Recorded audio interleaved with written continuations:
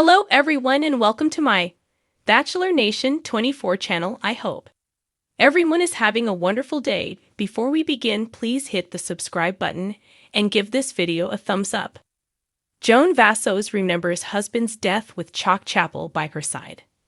Golden Bachelorette Joan Vassos remembers the anniversary of her late husband's death with Chock Chapple by her side.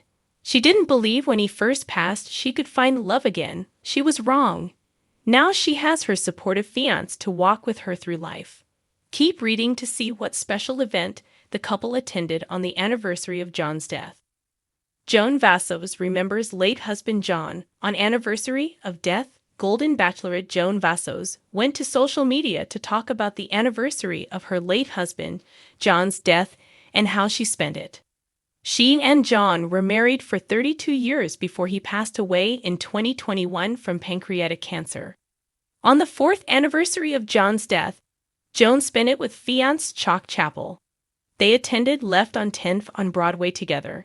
They even got to go backstage to meet the actors.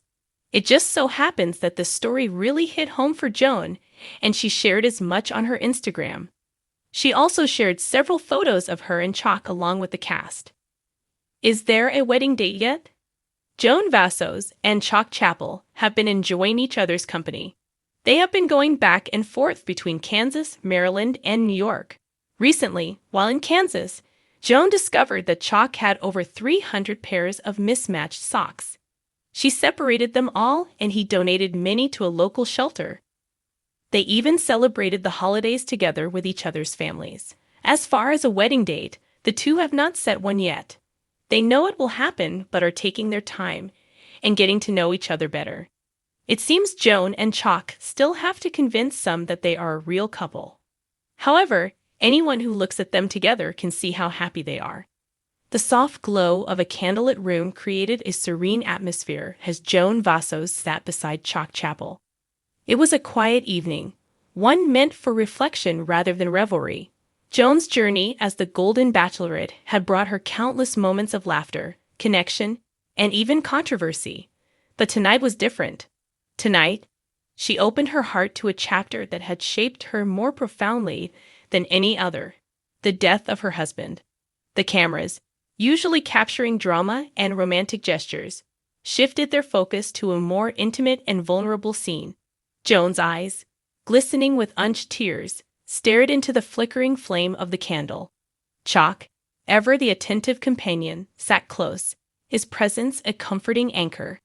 "It's been 12 years, Joan began, her voice steady but tinged with emotion. 12 years since I lost the love of my life. His name was Michael, and he was everything. My rock, my best friend, my partner in crime." She paused, a soft smile breaking through the sadness. He had this laugh that could fill a room. "It's the first thing I noticed about him, and it's the thing I missed the most." Chock leaned in, his hand finding hers.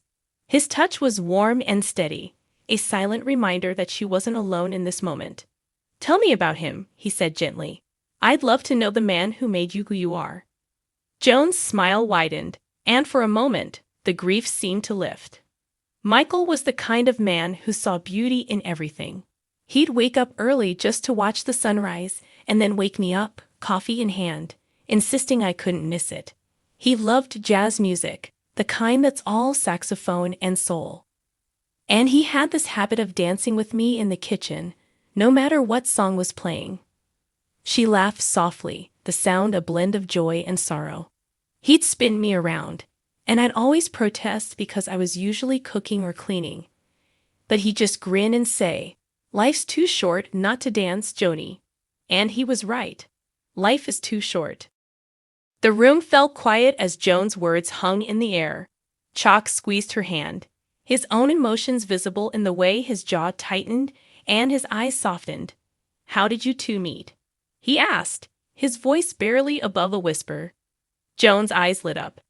"It was at a bookstore. I was in the travel section, dreaming about far-off places I'd probably never visit, and he was in the cooking aisle. Somehow, we ended up at the same checkout line. He noticed the travel book in my hands and asked if I'd ever been to Italy. When I said no, he smiled and said, Well, you should. And when you go, you'll meet someone to show you the best gelato in Rome. I happen to know a guy. Chock chuckled, the warmth of his laughter filling the room. Smooth move. Joan nodded, laughing along. Oh, he was a charmer, no doubt about it. But he backed it up with kindness and a heart so big it could hold a world. We went to Italy 5 years later, and he did show me the best gelato in Rome. It became our thing, exploring the world together, one scoop of gelato at a time. Her laughter faded, replaced by a wistful expression. We had so many plans. So many dreams we hadn't yet lived. But Cancer doesn't care about plans. It doesn't wait. It doesn't bargain.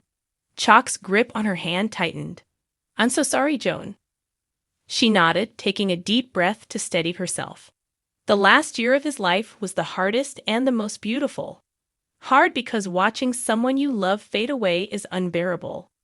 Beautiful because it taught me how precious every moment is. Michael never stopped smiling, even in the hospital. He'd joke with the nurses, plan imaginary trips for us, and remind me to dance, even if it was just in my dreams.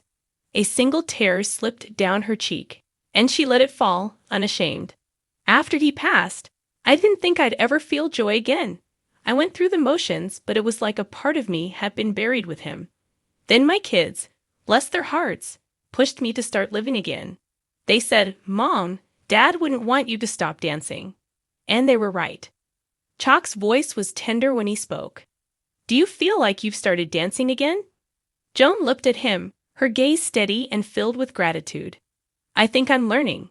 Being here, on this journey, meeting people like you, it's reminded me that life doesn't end with loss. It changes, it hurts, but it also offers new beginnings. Michael will always be a part of me, but he'd want me to embrace whatever comes next. The two sat in silence for a while, the weight of the conversation settling like a gentle mist. Chock finally broke the quiet, his tone light but sincere. I have to say, Joan, Michael sounds like a man I'd have been honored to know. And if he could see you now, I think he'd be proud of how far you've come. You're still dancing, Joanie. Maybe a little slower, maybe to a different tune, but you're dancing. Joan's smile returned, this time brighter and more assured. Thank you, Chock. That means more than I can say. As the evening stretched on, the two continued to talk, their conversation weaving through memories, hopes, and dreams yet to be realized. Joan found herself grateful for Chock's patience and his willingness to share this vulnerable moment with her.